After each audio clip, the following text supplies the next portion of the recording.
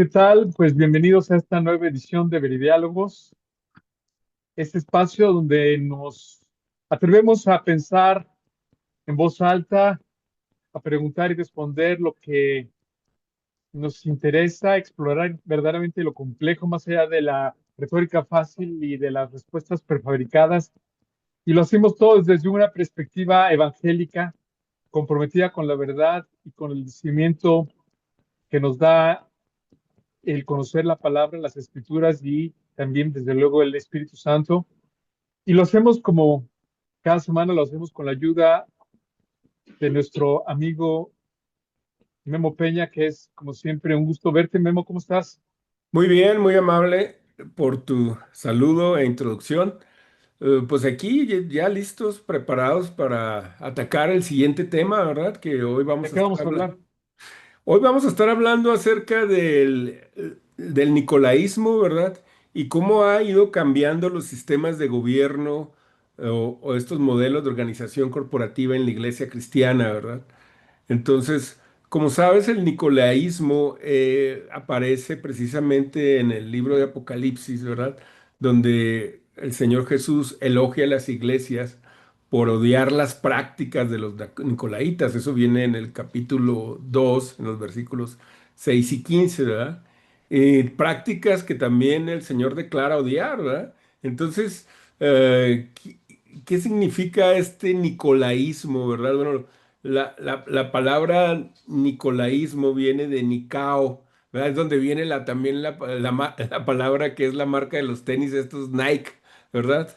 Que son muy famosos en el mundo del deporte, significa conquistar o triunfar, ¿verdad?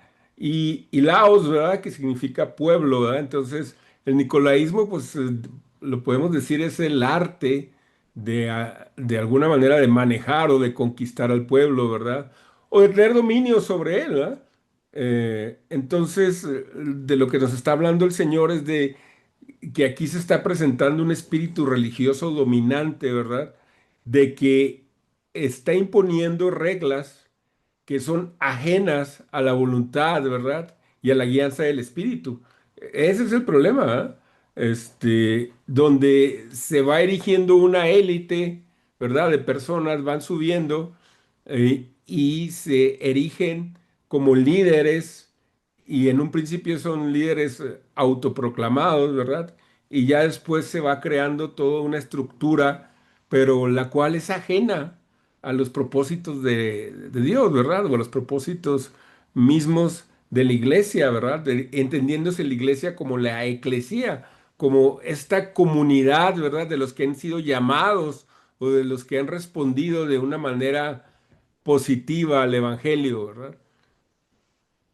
Entonces, esto es el nicolaísmo y el Señor advierte, ¿verdad? Fuertemente contra eso, ya que si nos ponemos a estudiar la historia de la iglesia primitiva, podemos ver que en el primer siglo, pues no existían todas las estructuras eclesiásticas que existen hoy en día, ¿verdad? Tanto en la iglesia católica como las que también observamos en la iglesia protestante, ¿verdad? En todas sus ramas y manifestaciones. Y bueno, y aquí te paso la palabra a ti, no sé si tú quieres aclarar o agregar. Sí, Nico, conquistar, dominar, y Laos, pueblo, gente, los laicos, es el conquistar a los laicos. Y yo lo que entiendo cuando estudio esta palabra es que hay una división, el nicolaísmo es la división entre Artificial, ¿no? una división artificial en el pueblo en el cual existen los laicos, por un lado, pero al crear a los laicos, ¿qué son los laicos? Recordemos que los laicos son los no profesionales, digamos, los que son simples creyentes, y los profesionales, digamos, los que son los encargados de la iglesia. Entonces hay O como esta decimos los de tiempo distinción, completo, ¿verdad? los de tiempo completo, los profesionales. Y creo que hay, sin embargo, otra acepción del nicolaísmo que también es importante estar informados al respecto de esta otra acepción, un significado histórico, porque los padres de la iglesia como Ireneo, Hipólito, Clemente de Alejandría, ellos explican los nicolaitas como los seguidores de Nicolás, que según esto, según ellos, era un convertido al cristianismo, no era judío, sino que era un griego, se convierte al cristianismo y entonces hace una secta, según ellos, que abusa de la gracia. En, en esta otra concepción del término nicolaita, los nicolaitas lo ponen como que son aquellos que abusan de la gracia. Sin embargo, esta interpretación del abuso de la gracia nunca me ha parecido convincente porque no es cierto, no hay manera de usar de la gracia. La gracia es la gracia, es la gracia. Y sí es cierto que cuando el Señor te salva por fe, no por obras. Y no es que después de que te salve, ahora sí ya mantienes tu estatus por medio de las obras, no, no es así, sino que tu fe produce ciertas obras y estas Claro. obras son un carácter, son a partir de un carácter transformado el Espíritu Santo. Entonces, esta idea de que los nicolaitas abusaran de la gracia nunca me ha convencido, por eso me gusta más la interpretación tradicional, que es, digamos que es mucho más, a mi manera de ver, clara y convincente el Nikos Laicos, porque además creo que es el verdadero problema que tiene la iglesia actual. Es decir, ¿cuál es el verdadero problema que yo veo en las iglesias contemporáneas, por lo menos en Estados Unidos? Pues que hay un grupo de cristianos que dejan el mundo, dejan sus trabajos y se van a estudiar en el seminario y se convierten en profesionales del seminario. Y al hacer eso, dividen al pueblo de Dios en dos, los profesionales y los no profesionales. Y los profesionales son los que viven del evangelio, viven de la iglesia, viven del diezmo, que en Estados Unidos es significativo, porque en Estados Unidos es el 10% de lo que ganas y los americanos son muy buenos para dar su 10%, probablemente son los mejores en el mundo para hacerlo. Y por eso te encuentras estas mega iglesias donde hay muchísimo dinero y donde los pastores, algunos de ellos son millonarios porque viven del diezmo. Entonces ahí está esta distinción entre el profesional y el no profesional. Entonces tú encuentras al no profesional que dice, bueno, mi ministerio, lo que yo debo de hacer para Cristo es dar mi 10%, y aquel que recibe el 10% es el que tiene que vivir una vida santa, el que tiene que predicar el Evangelio, el que tiene que orar, el que tiene que leer la Biblia. Yo vivo la vida a mi manera durante la semana, me reúno una vez por semana, me reúno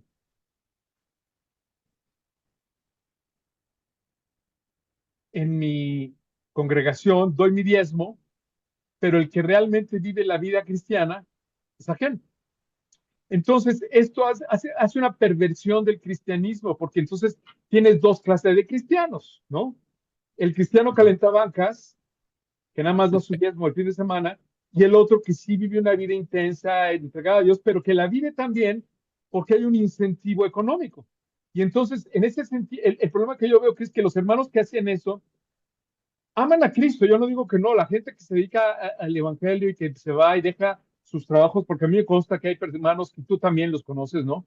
Dejan sus Claro. profesiones, dejan lo que están haciendo y se van y muchos de ellos se dedican ya a predicar el evangelio, a vivir del evangelio, a vivir de la iglesia, porque una cosa es vivir del evangelio y otra cosa es vivir de la iglesia, es distinto.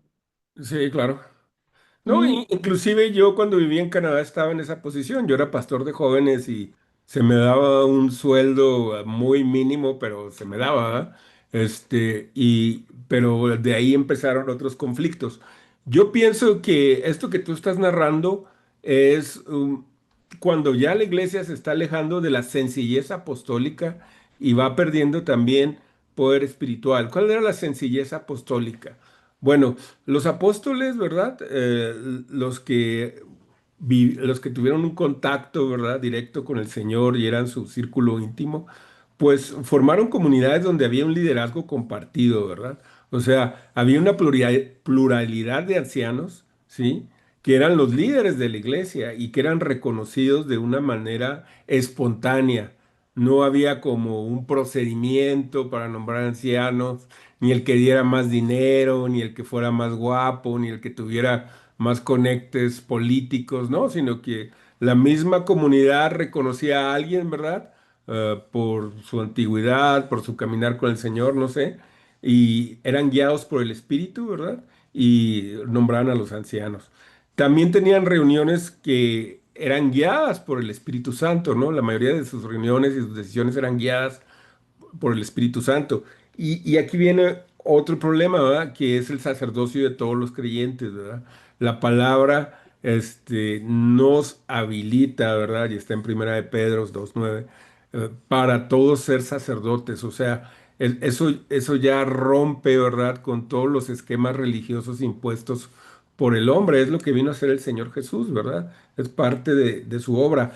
Otra cosa muy, muy importante que yo pienso que se nos ha ido escapando es que esta iglesia era a su vez descentralizada y móvil. O sea, la iglesia del primer siglo no estaba centralizada en una sede o en una diócesis o arquidiócesis o cualquier otra distrito o estructura como tú le quieras llamar, ¿verdad? Y de ahí se concentraban los recursos y de ahí se hacían planes para predicar o para expandir la iglesia. No, sino que estaba descentralizada, estaba en todos lados y era móvil. Y yo pienso que ahí viene también una diferencia que es muy importante, inclusive con el enfoque que tenemos en las iglesias actuales, que es de que la iglesia era esencialmente misional o misionera. Se trataba de ir, ¿verdad? A donde está la necesidad. Hoy en día estamos como todavía con el enfoque de traer a la gente, ¿verdad? Traer a la gente a un lugar y ahí ministrarlos y decirles, pues tú ya llegaste aquí con nosotros, ya de alguna manera me perteneces, ¿verdad? Y eres miembro de esta iglesia, ¿no? Entonces, empezamos a ver prácticas que si bien no podemos condenarlas en su totalidad, pues sí para mí han desfigurado y han hasta cierto punto corrompido las prácticas de la iglesia, ¿no? Porque cuando se mete el dinero, mira, ese es el problema. El problema, como dice el Señor Jesucristo, la raíz de todos los males es el amor al dinero, ¿no? Ujú, sí, de acuerdo. Entonces, cuando tú estás en esa situación donde tú amas al Señor y te dicen la cultura, ¿no? Pues tienes que dejarlo todo, tienes que irte al seminario, tienes que aprender. Entonces te conviertes en un pastor de jóvenes, como tú decías, vas al seminario, ¿no? Ujú, Y caes en una trampa, porque ahora dependes del trabajo de la iglesia. Y entonces, no que no ames al Señor, sino que ya tienes un conflicto porque lo haces por amor al Señor, pero también porque es tu trabajo. Es como un artista. A mí me pasa como artista, como escritor, por ejemplo.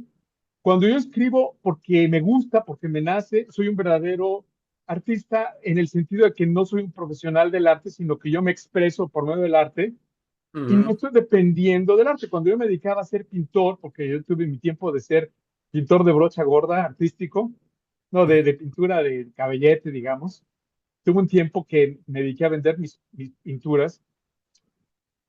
El problema es que yo me di cuenta que ya no lo disfrutaba igual, ya no era lo mismo, ya no era tan auténtico, porque ahora tenía yo que pensar en la siguiente obra y en la siguiente obra y en la claro. siguiente obra y en la siguiente. Y llega un momento en que este crear por crear, aunque te gusta, ya estás haciendo lo que estás haciendo, ya se convierte en un trabajo. Ahora, cuando es mucho más delicado cuando se trata de la iglesia y del Señor, porque entonces lo que tú estás haciendo es que estás vendiendo servicios religiosos y muchas iglesias tienen esto, servicios religiosos. Hay servicio a las 9, servicio a las 11, servicio a la 1 de la tarde, ¿no? Ujú, Cuando que en realidad lo que debería de ser es cultos. Por ejemplo, nosotros claro. tenemos cultos, cultos al Señor y nos reunimos en la mañana y en la tarde y nadie, por ejemplo, en nuestra iglesia recibe dinero. Yo jamás he recibido un solo quinto por predicar el Evangelio. Lo hacemos por amor al Señor y lo hacemos porque el Señor nos implica hacerlo. Lo hacía también Pablo. Pablo decía, miren, yo podría pedir el diezmo, podría pedir dinero como lo hacen otros, pero yo con estas manos he suplido para los que están conmigo y en mi casa. Y ese es un buen ejemplo. No que el obrero no sea digna de su trabajo, pero sí no es una buena práctica porque divide a la iglesia en dos. Nuevamente, los que reciben dinero y los que no reciben dinero. Y entonces empieza a haber una lucha entre el profesional entre el clérigo y el laico. Porque si el laico empieza a trabajar más para el Señor, el clérigo lo ve como una amenaza. Y eso se ve en todas las iglesias. O sea, si tú empiezas a trabajar más para el Señor, se ve como una amenaza, pero además no es un modelo duplicable. Por ejemplo, yo en la iglesia sigo a mi cuñado, que fue el que me predicó el Evangelio, el doctor Garrido, que es el pastor Rubén. de Rubén, ¿no? Que es Ujú. el responsable del ministerio pastoral de, de Eliasim. Somos 4 extensiones, yo soy el responsable de pastoral y púlpito del Paso, pero lo que es interesante es que él es un gran cirujano. Él tiene un doctorado, es aparte de cirujano de torácico y que tiene su especialidad en cirugía torácica y aparte tiene un doctorado en investigación. Rubén es mundialmente conocido por sus cirugías y es director del centro médico en Juárez y es una eminencia en lo que él hace, es además, daba clases en la universidad y todo. Y lo lindo es que él es un gran profesional que sirve además al Señor cada semana y es el que más dinero da, es el que más tiempo invierte en la iglesia. Entonces, él es un modelo a seguir. Pero cuando Claro, tú tienes un pastor que es profesional, solamente tienes un pastor que recibe dinero en la iglesia, o 2 o 3. Pero si tú quieres imitarlos a ellos, tendrías que dejar lo que haces, tu trabajo, y tendrías que dedicarte de tiempo completo a la iglesia. Y ese modelo, obviamente, no es un modelo duplicable, porque ni modo de que todos se hagan profesionales del evangelio. En cambio, el modelo de Rubén es perfectamente duplicable. ¿Por qué? Porque yo puedo seguir siendo un profesional de alto nivel, seguir siendo un profesional de primer nivel, como lo eres tú, por ejemplo, ¿no? Tú eres el responsable del misterio de enseñanza en El Paso, sirves al Señor, pero tú trabajas para Amazon, tú eres un profesional también de la seguridad cibernética, del, de la inteligencia artificial de primer nivel, y eso es duplicable, eso lo pueden duplicar mis hijos, por ejemplo. Toda la iglesia puede duplicar a mis hijos, perdón, está aquí, perdón, a- puede duplicar aquí está nuestro modelo, mi perro. puede duplicar nuestro modelo porque, mira qué bonito perro, se aparece ahí en tu biblioteca. Sí. Es un modelo duplicable que el otro no es duplicable. Y parece una sutileza, pero es muy importante.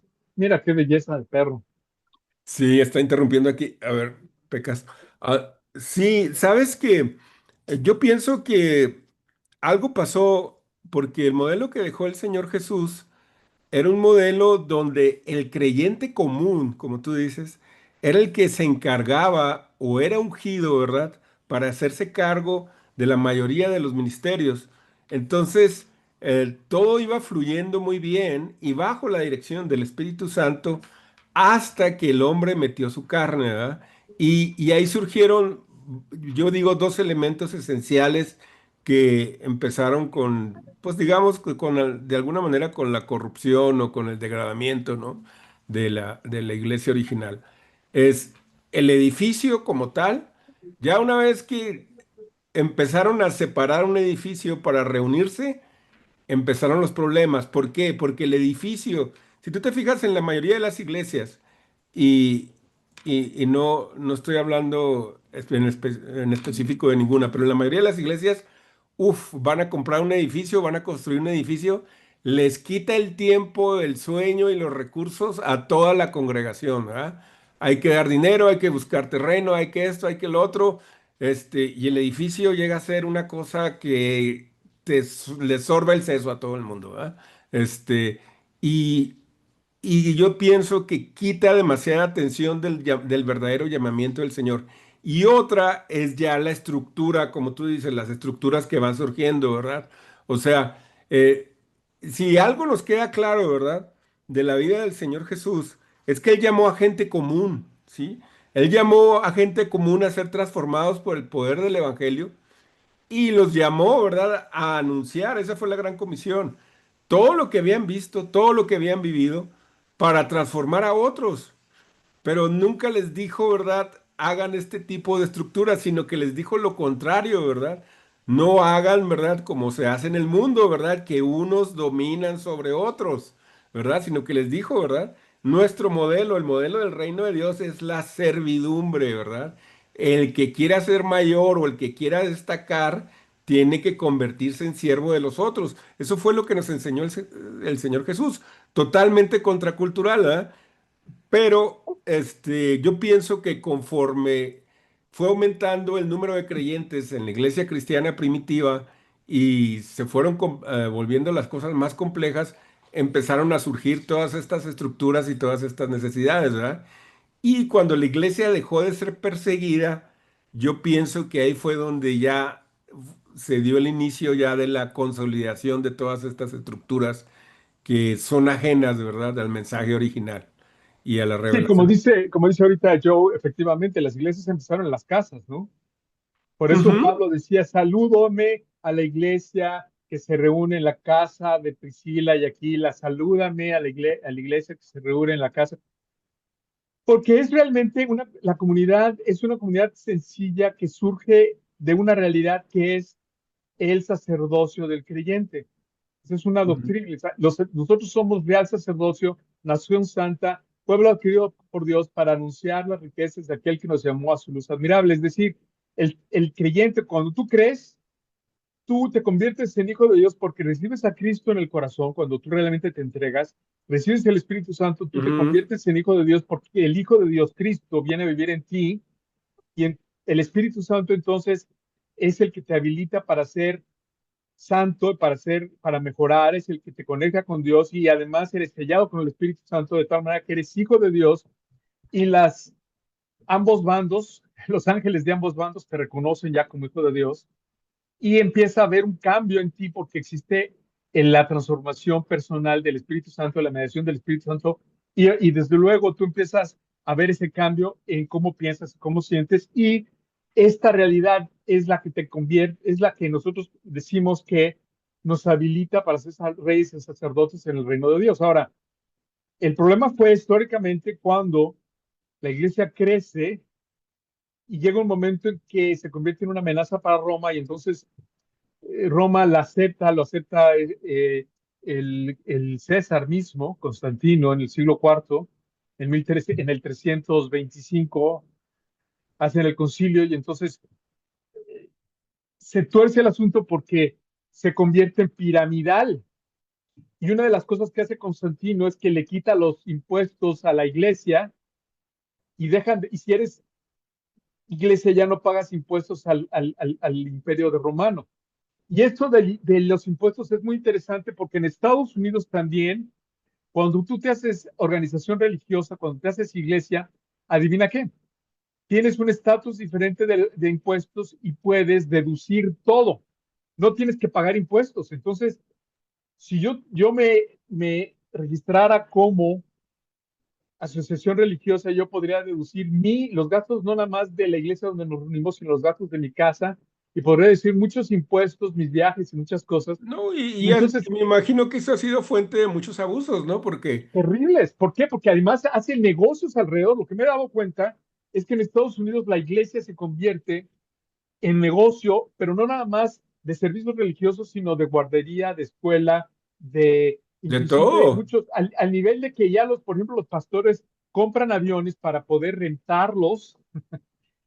A ese nivel ya claro, son extremos nada más de las mega iglesias, pero de hecho, acaba de salir hace poco, te mandé un documental Sí, sí lo al vi. respecto de las mega iglesias, ¿no? Donde es un escándalo ya cuando hay una mega iglesia y hay un pastor único y es el que controla y mueve y todo, ¿no? Cuando no hay rendición de cuentas. Entonces, primero que nada, hay Sí, este porque cambio la de los legislación es muy nicolaítas. laxa, ¿no? Claro, y porque la doctrina se empieza, y cuando una doctrina se tuerce, cuando una doctrina permite la mentira, empieza a ser un cáncer que se empieza a comer todas las cosas. Cuando la iglesia permitió empezar a ser piramidal, se hizo también funesta. ¿Te acuerdas lo he dicho aquí, creo, ¿no? El poema de Sor Juan Inés de la Cruz. Ha hablado del poema de Sor Juana Inés de Primero Sueño? Creo que ¿O sí, no? sí, sí nos habías mencionado algo. Que dice, que empieza diciendo piramidal, funesta, de la tierra nacida sombra, al cielo encaminada, de balos obeliscos punta altiva, escalar pretendiendo las estrellas, si bien sus luces bellas te exentas siempre, siempre rutilantes. Y a mí siempre me ha parecido que la piramidal y funesta se refiere a la piramidal y funesta Iglesia Católica, por ejemplo, porque Sí, es el prototípico de una pirámide, donde existe el poteiro, el papa, y luego existen todos los cardenales, que son un montón, y luego existen todos los obispos y todo lo demás. Y es una estructura piramidal funesta que es política, netamente política, que no tiene nada espiritual, es verdaderamente un escándalo, ¿no? Pero es a partir, ya digamos que eso ya es el ujú. extremo del nicolaísmo, eso ya es el extremo del nicolaísmo. Sí, Pero pero empieza fíjate, aceptando una nosotros, doctrina falsa. no, sí, tienes toda la razón y son muy buenas tus observaciones, pero también acá del lado de nosotros, del lado protestante, hay que admitir, ¿verdad? O hay que reconocer que con la reforma protestante, ¿verdad? Se quisieron corregir muchos de los abusos, ¿verdad? Y problemas que tenía la Iglesia Católica en aquel momento. Pero gran parte de lo que se logró fue que surgieran mini Vaticanos, ¿verdad? En todos lados, ¿no? Entonces, tenemos ya una bola de iglesias que dicen ser protestantes o que no están bajo el yugo del Vaticano, pero en realidad el pastor es un mini papa, ¿no? Y tiene a su consejo de mini cardenales, ¿no? Que de alguna manera ostentan o abusan de su poder, ¿verdad? Y también manejan los recursos económicos y de otra índole, pues con una discreción que realmente no tiene nada que ver con el diseño o el comportamiento que tenía la iglesia primitiva, ¿no? Lo que dices es mucho, muy interesante porque efectivamente es la, digamos, balcanización de la iglesia, ¿no? Sí, Pero, pero he de reconocer, y yo estuve meditando al respecto también de esto, que efectivamente es similar, sin embargo, es preferible. ¿Por qué? Porque, bueno, puedes tú acabar con claro, una es un mega avance. iglesia, No estoy un diciendo, avance. ¿verdad? Lo que estoy diciendo es que realmente muchos de los vicios que se querían combatir, pues de alguna manera se han conservado, ¿verdad? Es Pero, que no es fácil, es que no es ujú, fácil, no es no, fácil. Por ejemplo, yo cuando me convertí, fui primero a la iglesia católica. Y luego el Espíritu Santo me salió de ahí, me sacó de ahí porque no podía yo con la adoración a los santos, a las imágenes, y empecé a leer la Biblia y me empecé a dar cuenta que pues, lo que primero que dice es, no tendrás dioses ajenos delante de mí, no sí, harás sí, sí. ídolos, ¿verdad? No, no te harás imágenes y no te hincarás a ellas, no las adorarás. Y bueno, el Señor me sacó de la iglesia católica y luego fui buscando iglesias y fue a dar una iglesia grande ahí en lugares. Y efectivamente, o sea, yo estuve creciendo en esa iglesia donde estaba el pastor principal y donde sí, o sea, una vez me acuerdo que yo critiqué un libro que el cristiano me llamó llamar el pastor y me dijo, es que tú, ¿cómo te atreves a criticar al ungido del Señor? Ah, Y caray. entonces dije, sí, es cierto, o sea, ¿cómo me atrevo yo, infeliz mortal, a criticar a este hombre famoso que escribe libros, que es cristiano? Pero después reflexionando y después de los años dándome cuenta, dije, no, pues no es que ese no era el ungido del Señor, el ungido del Señor es Cristo, Él es el ungido del Señor. Así Él es el que es, el Señor ungió, ¿verdad? Y así lo dice el mismo Señor desde una voz. Este es mi hijo amado, el que tengo mi complacencia. Todos los claro. demás son los mugidos del Señor. Los mugidos del Señor. Sí, no, es una barbarie. Yo me acuerdo que Sí, fíjate, estábamos en una reunión de pastores en una iglesia bautista aquí, en la primera iglesia bautista hispánica del Paso, y entonces un hermano se paró a decir, hermanos, les anuncio que va a venir el mero, mero papas fritas de la Convención Regional del Sur de Texas. Y entonces me paré y le dije, hermano, perdóneme, pero ¿quién es el mero, mero papas fritas? Si usted no me dice que el mero mero papas fritas, que el mero McLean es Jesucristo, yo aquí me salgo, porque no Sí, pues no estoy tiene yo en el sentido mismo estar espíritu. ahí. Claro. Y me dijo, no, sí, hermano, tiene razón, perdóneme. Claro. O sea, nosotros adoramos a una personalidad, a una persona que es Cristo, porque Él es Dios. Y nosotros creemos que Él es el camino, la verdad y la vida, que Él es ¿qué decimos nosotros? La cabeza de la iglesia. Y esto Amén. de la cabeza Ujú. es muy importante porque yo soy efectivamente el líder de mi casa, ¿no? De acuerdo con la palabra. Pero yo estoy sujeto a Cristo, que es el líder de la iglesia. Y Él, solo hay una cabeza, no puede haber dos líderes de la iglesia. Por eso yo Exactamente. te he comentado al respecto de la satánica doctrina del liderazgo, porque hay esta doctrina que dice que los líderes en la iglesia, no, si yo soy un líder en la iglesia, entonces sígueme a mí. Y no es que tú me sigas a mí, es yo soy un ejemplo, imita mi ejemplo, pero sigue a Cristo. Yo lo que le digo a mis hijos es, sigue a Cristo, no me sigas a mí, sigue a Cristo. Pues estoy mal. No, estás bien. De hecho, el problema fue precisamente cuando el modelo de liderazgo fue cambiando de una fuente de autoridad que era muy sencilla, que era nada más la escritura y el Espíritu Santo era la fuente de autoridad, ¿verdad? Y obviamente el señorío de Cristo a través de estos dos elementos, de la escritura y de la agencia del Espíritu Santo en la vida de los creyentes. Y a partir de ahí, ¿verdad? Se iba repartiendo en los distintos ministerios y el evangelio iba avanzando con mucha oposición, ¿verdad? Que había en el primer siglo, pero iba avanzando de una manera increíble, ¿verdad? Eh, y después empezó a meterse en la tradición eclesial, ¿verdad? Y la jerarquía institucional, ¿verdad? Es decir, no, espérate, es que fulano ya es el obispo de Jerusalén, Perengano es el obispo de acá y abajo del obispo tiene que haber alguien, ¿verdad? Y entonces también le tenemos que meter ahí, pues, cardenales o esto o lo otro, ¿verdad? Y ellos también necesitan ayuda, ¿verdad? Entonces ya empezó una burocracia ahí tremenda, ¿no? Porque las cosas se fueron complicando. Y yo he pasado por todas esas formas de iglesia, ¿verdad? Yo en Canadá estuve en muchos tipos de iglesia y las últimas, bueno, antes de Eliasim, nosotros pertenecíamos a una iglesia que estaba en Dallas y esa iglesia era en las casas. Esa iglesia era un ejemplo de un experimento un poco más radical porque ahí conocimos un hermano que ya le perdí era de Tennessee, donde él me dijo que él había vivido en una iglesia donde inclusive todos los hermanos ponían todo el dinero en una cuenta común y lo repartían según como que ellos convenían en una asamblea. Y yo me quedé así, digo, ¿what? Sí, dice, así era. Todos poníamos y todos decíamos, "Pues, fulano está enfermo, tanto para sutano.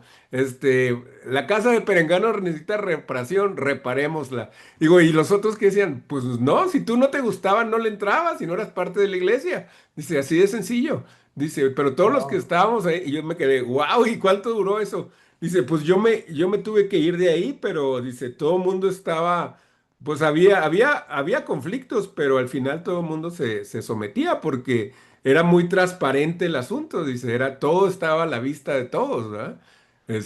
Y tratábamos de atender las necesidades de todos, y yo me quedé, yo nunca Bueno, había yo visto. también estoy ahí, tal vez, porque, bueno, cada situación es distinta, no sé, me parece muy interesante. Ujú. Ah, pero sí, por lo pronto, sí es denunciar esta doctrina de la separación entre clérigos y laicos. Y también quería mostrarles, voy a compartir la pantalla nada más para mostrarles este sitio donde están promoviendo estos, Del documental que me sí, pasaste. es un documental donde habla precisamente de las religiones, ¿no? Y perdón, de los servicios religiosos, ¿no? Del negocio de los servicios Sí, que ya, religiosos, que ya son, que ya son estructurados como un espectáculo, ¿no? sí, sí, sí, y claro, hay una cuestión y es esta, que tú vas a una iglesia de estas y es honestamente, pues, wow, dices, ¿cuándo voy a tener yo un espectáculo así? Pues no, es muy difícil, ¿no? Eh, Claro. obviamente no puedes tú, digamos, competir con una mega iglesia a la hora de predicar o a la hora de la música o a la hora, tienen su Starbucks a la puerta, que también es parte del Ah, negocio y no, que no sí, paga sí, sí, no, impuestos. no. Claro. Y En la entonces iglesia es que yo estaba difícil. en Canadá íbamos a comprar un Tim Hortons para la iglesia, nada más. Claro, sí. O sea, y se convierte, es algo muy fácil, todo el mundo te atienden a los niños, tú no tienes que preocuparte, ¿no? Nada más están constantemente sí, sobre el diezmo y sobre yo me acuerdo en la iglesia lo que lleva, o sea, si era dependiendo de cuánto aportabas, tenías derecho o no derecho al pastor por tiempo. O sea, si tú querías una reunión en tu casa con el pastor, pues tenías que ser de los donadores Sí, de los pesados, premium. si no, pues no, claro, pues no, si no, no te tocaba, claro. ¿Por qué? Porque se empieza como romper. O sea, obviamente, si hay una persona que da 1,000 y otra persona que da 10,000, ¿a quién le pones atención? Si eres parte de la iglesia y tú estás en el reino y todo lo demás, pues ¿a Ujú. quién le vas a dar caso? Pues obviamente al que comparte 10,000, ¿no? Y Sí, sí. se pervierte el asunto. Yo, por ejemplo, en la iglesia es exactamente al contrario, vamos a ver quién no tiene y vamos a ver cómo le ayudamos. Es Sí, yo exactamente estoy lo más de mismo. acuerdo con eso, inclusive que hasta con el diezmo. El diezmo yo tengo mis reticencias y no por cuestiones financieras, pero ay, es un tema un poco complicado. No, Pero pero el Señor nos pide que demos, pero no el 10%. O sea, el 10% es una cuestión ujú, práctica, si tú quieres, es lo que se acostumbra, es una cuestión cultural y sobre todo es una cuestión histórica, viene del siglo XIX, más bien o antes más bien desde en el Estados tiempo de los Unidos. levitas, ¿no? El sacerdocio levítico.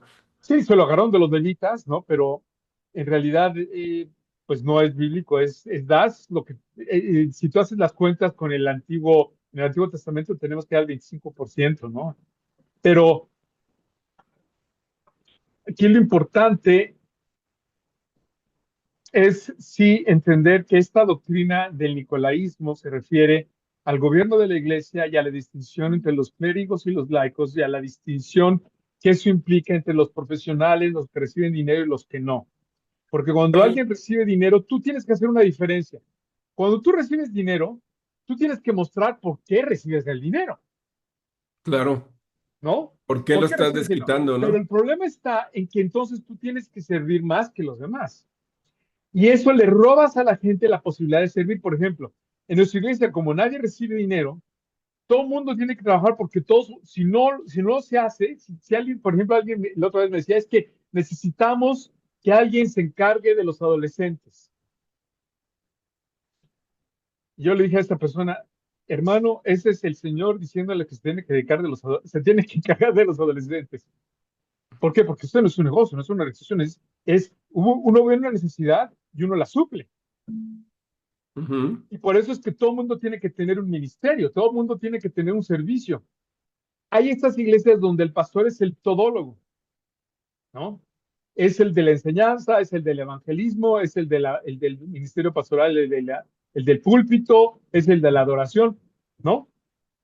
Y se convierte en un todólogo que hace todo y obviamente, ¿por qué lo hace? Bueno, porque la Bueno, iglesia es pequeña o y porque, lo que pasa también cuando el pastor es un todólogo, y yo también lo he vivido eso, te conviertes en un estorbo también para los hermanos, porque fulanito no puede interpretar la Biblia, vaya con el pastor y pregúntele, oiga, pues fulanito ya tiene 20 años de cristiano, ya debería entender lo esencial de la palabra de Dios. Si no lo entiende, quiere decir que no le interesa, ¿verdad?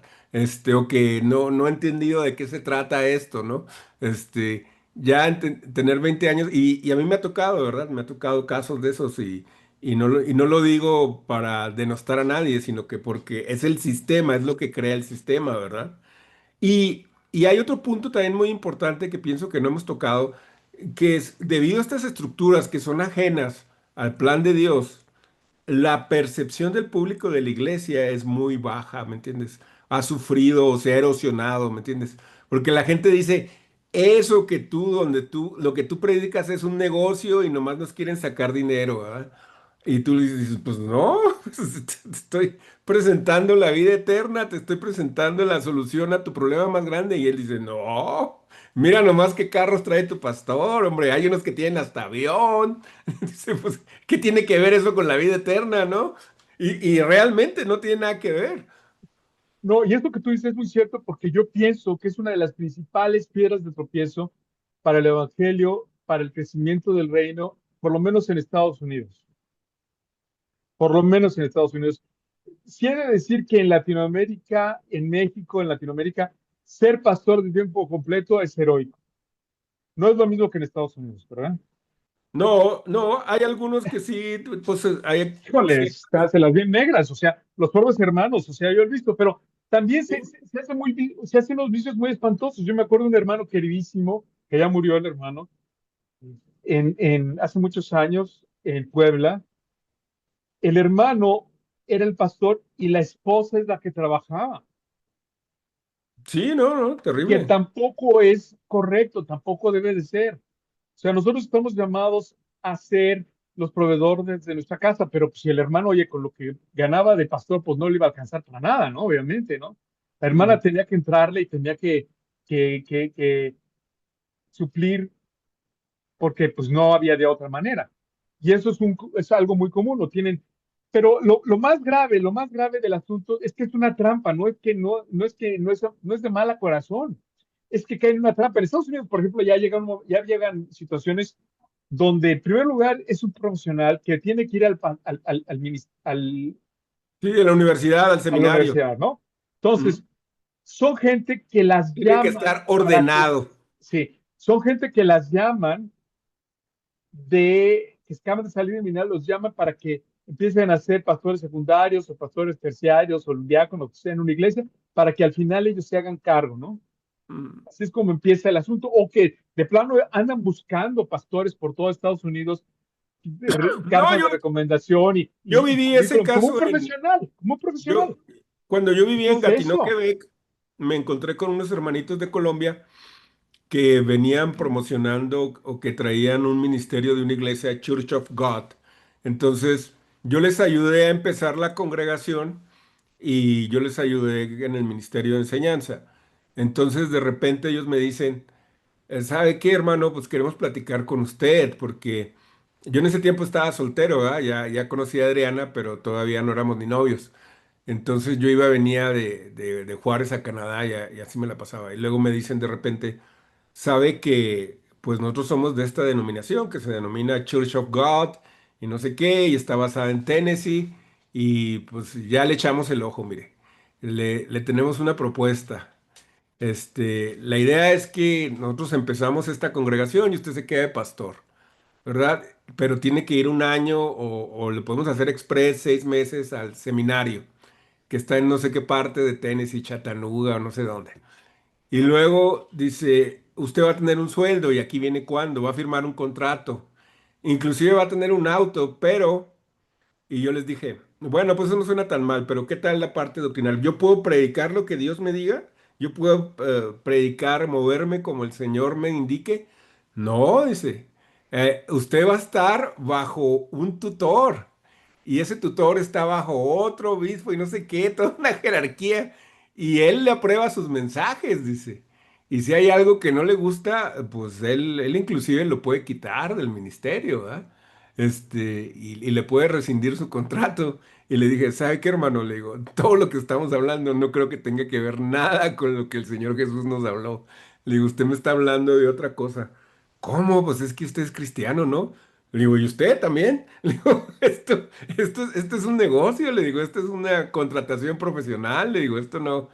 Le digo, ¿sabe que yo no me puedo meter en ese régimen? Y bueno, pues desaproveché esa oportunidad, ¿verdad? De ser pastor de las Church of God, pero, pero híjole, de Salvadota veras. que te dabas, ¿Mandé? salvadota que te dabas, como dice la canción de Chava Flores.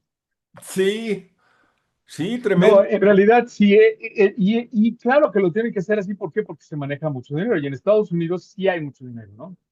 Sí, Y en Estados Unidos, como lo mencionamos, la gente es muy generosa, sí, muy yo creo que generosa, lo mismo eso que en sí es Canadá, me cierto. imagino, Los ¿no? Estados Unidos yo creo son de los países que donan más dinero a causas humanitarias, ¿verdad? Y gran parte de eso, yo creo un 80% vienen de las comunidades cristianas, ¿verdad?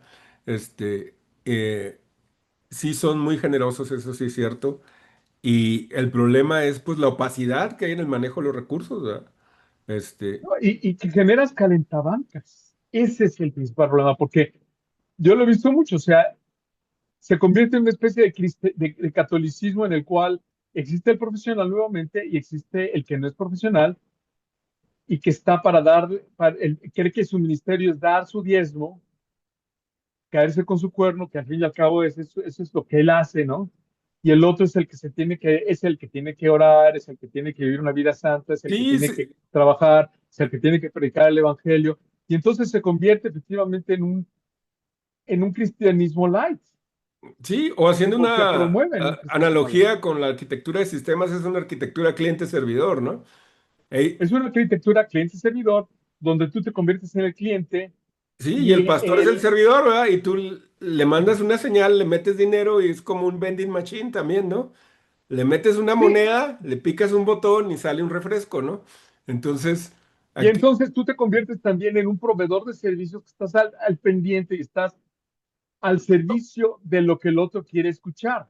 no, y el problema es que una comunidad que debería de movilizarse masiva y activamente, ¿verdad? Alcanzar al mundo para el Señor, se vuelve una comunidad pasiva, ¿verdad? De consumidores pasivos, ¿verdad? Que están al arbitrio de lo que quiere enseñar una persona que puede que esté conectada con el Señor o puede que no esté, o puede que esté a medias, o lo que se le ocurra, ¿no? Si quiere predicar el evangelio de la prosperidad, pues va a predicar eso. Si quiere predicar sobre el tarot, pues va a predicar eso, ¿verdad? Y los consumidores pasivos, pues van a tener que aceptar el mensaje, ¿verdad? O si no, se van a tener que ir de la iglesia. Claro, y no hay, en la mayoría de las iglesias, pues no hay una transparencia total. Nosotros creemos, por ejemplo, la transparencia absoluta, ¿no? De las finanzas, de nuestras vidas, o sea, pues nosotros somos cartas abiertas, Ujú. ¿no? Nada de que vivas una doble vida y que te digas el pastor y Sí. que ¿Qué pasó, abuses aquí hermanito? de niñitos o de Lo vi en la niñitas. hora feliz anoche ahí, ¿verdad? ¿Y qué andaba haciendo Exacto, no, ahí? no. O sea, sí, y se da, tú sabes que se da, o sea, es una cuestión que el modelo se presta para eso, ¿no? Claro, porque desde que viene la separación, esa separación es terrible entre vida laica y vida religiosa, entonces tú también dices, ah, entonces yo tengo una vida para Dios, que es con la iglesia, y tengo otra vida para mí, ¿no? La de Entonces, la semana, la de toda la sí, semana, exactamente. y eso se da mucho, digo, sin denigrar, pero esa es una visión muy católica del mundo. Por eso en México se da también, pues yo tengo una familia en mi casa grande y tengo otra familita en mi casa chica, ¿verdad? Y puedo tener hasta varias, ¿no? Este, Y si te y... pones a pensar, tiene que ver también con este otro concepto del nicolaísmo que hablábamos, que es eh, el concepto de abusar de la gracia, Ujú, ¿no? Porque yo me encuentro también con esto, bueno, pues yo ya soy salvo, el Señor, yo ya hice mi oración de fe, ya puedo vivir la vida a mi manera. ujú, no, así es. Que al fin y al cabo el Señor me va a perdonar. El Señor ya me perdonó, el Sí, Señor, se toma como que tienes una carta blanca para pecar, como que ¿no? cuando que el mismo Pablo dice, no, pero de ninguna manera. Pecaremos Ujú, para que la gracia abunde, de ninguna manera. Porque nosotros hemos sido limpiados, hemos sido transformados, como ahora nos vamos a regresar al barro. Sin embargo, así es. se presta para este tipo de organización, esta distinción entre clérigos y laicos se presta para que eso suceda a ambos, ¿no? Porque, pues sí, se convierte también en un teatro, básicamente, donde Sí, yo en una voy, simulación. en una simulación, exacto, donde yo voy a escuchar de la palabra del Señor, a recibir servicios religiosos, a escuchar una hora, 2 horas, una hora max, rápido, rapidito, ¿no? Todo ya dilucidado, todo ya listo, ¿no? Ujú, Donde realmente, por ejemplo, cuando tú estudias, porque yo he estudiado, tenido eso, nosotros tenemos, por ejemplo, un estudio bíblico cada semana donde leemos la Biblia y donde cada mundo aporta lo que entiende de la palabra al mismo nivel, ¿no? Y nos ujú, enriquecemos. Yo acabo de tener un estudio, mi primer estudio con mi con mi familia porque mi niño tiene 8 años y el mayor tiene 14 y a mí me preocupaba que el niño de 8 no iba a estar incorporado, pero no. Leímos un capítulo, cada quien leyó una porción de Romanos 1 y cada quien aportó lo que entendía, como en un estudio bíblico de la de cualquier extensión. Ah, Y pues es qué muy bien. refrescante porque con eso puedes empezar tu casa. Yo les decía a mis hijos, cuando ustedes sean grandes, ustedes pueden empezar su propia congregación en su casa. Empiecen con sus hijos como estamos ahorita, leyendo la palabra del Señor, porque ahí donde están dos o más congregados en su nombre, allí está el Señor en medio de ellos. Y nosotros somos iglesia porque pertenecemos a un cuerpo, que es la iglesia, y pertenecemos la iglesia universal, pero pertenecemos a una iglesia local y la iglesia local empieza con tu casa. Pero si no tienes más que tu casa, pues en tu casa invitas a tus amigos y empiezas a tener una reunión en tu casa. Y es algo muy refrescante tener simplemente una relación directa con Cristo. Claro, que tenemos que dar cuentas y todos nos tenemos que dar cuentas unos a otros, siempre, porque es el Ujú. dar cuentas, una de las cosas que no nos gusta hacer es dar cuentas. Y esto de darle cuentas al otro a nivel horizontal nos repatea como seres Sí, humanos. es un problema y yo pienso que también ahí tiene que el Espíritu Santo instruirnos tanto a los que vamos a dar cuentas como a los que nos van a pedir, ¿verdad? Para tener prudencia y que todo sea para la edificación, ¿verdad? Porque Claro, ahí se han roto muchas relaciones y hasta algo más que las relaciones, ¿verdad? claro, pero es la iglesia. Ah, Es claro, decir, claro, yo, es yo un soy, yo mandato soy, del Señor, ¿no? Que claro, yo es tengo que el ser. mutuo sometimiento, ¿no? Claro, y si tu hermano, o sea, si tu hermano pecara contra ti, ve y habla con tu hermano, ¿no? No, y claro, y si tú sabes que si tú le ves algo, ¿verdad? A tu hermano que sientes que es un Primero te estorbo. quitas la viga del ojo Ujú. y Claro, luego y vas y ayudas a tu hermano a quitarse la viga del suyo, ¿verdad? Como dice el Señor. sí, decirle, Pero ¿sabes qué, cambia brother? muchas Pues, cosas. Cuando tú te das cuenta que la iglesia no tiene que ser piramidal, sino que puede ser piramidal, sí, pero con respecto al Señor siendo la cabeza. Y nosotros mm, somos horizontales y como dice el Señor, somos un cuerpo. El Señor claramente lo dice. La iglesia es el cuerpo donde Cristo es la cabeza y donde la uñita no es más importante que la pestaña, ni el ojo es más importante que el diente. Todos somos parte del cuerpo, todos tenemos una función, como dice la misma palabra. Somos un cuerpo, todos integrados en un mismo sentir para hacer la operación del Señor, y eso es la iglesia.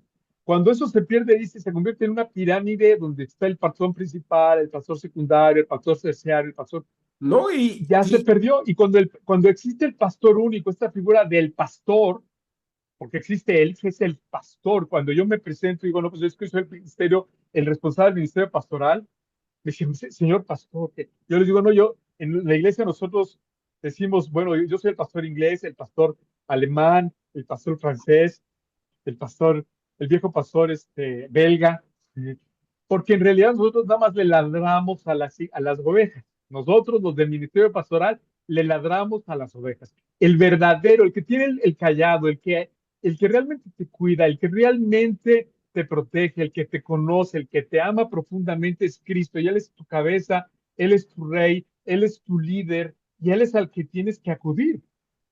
Y nosotros estamos aquí sí. para mostrar a Cristo que Él es el bueno, Él es el camino, la verdad y la vida. Y nosotros simplemente somos otras ovejitas que también estamos pastor, que tenemos las patas flacas y que necesitamos también darnos cuenta unos a otros. Y no hay alguien que esté más allá del bien y del mal, ni más allá del pecado. O sea, todos tenemos que cuidarnos de no caer. Todos tenemos que cuidarnos de no caer, porque no hay esto de que ya eres inmune a la tentación. Y bueno, ya se nos está acabando el tiempo, pero en conclusión, ya se nos acabó el tiempo, pero en conclusión, te doy gracias, Memo, por este No, al contrario, muchas entretenido. gracias por todas tus observaciones, ministración. Súper importante este tema y pienso que es algo en lo que tenemos que meditar y no solo meditar, sino trabajar en lo personal y trabajar también colectivamente como eclesía, ¿verdad? Como comunidad de fe, ¿verdad? Que Pues lo responder. hemos hecho, lo estamos haciendo, tenemos 30 años siendo una comunidad donde el pastor principal es Jesucristo, donde Amén. todos trabajamos como por ministerios, iglesias de hogar, con no más de 50 miembros, siguiendo el modelo de la iglesia de Filadelfia, que era una iglesia pequeña, era solamente en las 7 mensajes a las iglesias de Asia Menor, el Señor alaba a 2, critica a 3 y 3 dice que están muertas. 2 dice que están muertas, perdón. 2 dice que están muertas. Entonces, realmente hay que seguirle por el buen camino de la iglesia pequeña, la iglesia que realmente habla alrededor, que Hay, no es negocio.